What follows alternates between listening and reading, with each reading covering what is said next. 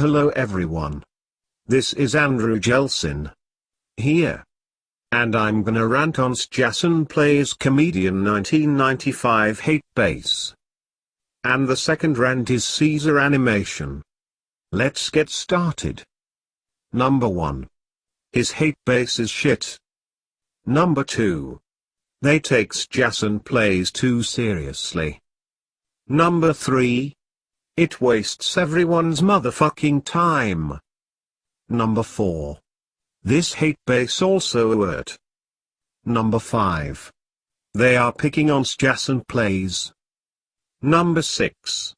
These people thinks Jason Plays is a fake user, when he isn't it. Also, it's those in this hate base that are hypocrites, not Jason Plays. Number 7. They are motherfuckers for being horrible to Jason Plays. Number 8.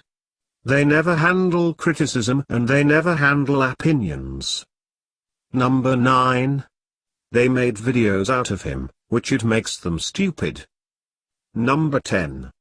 They never stop calling him fake. Anyways, this is Andrew Jelsin, signing off.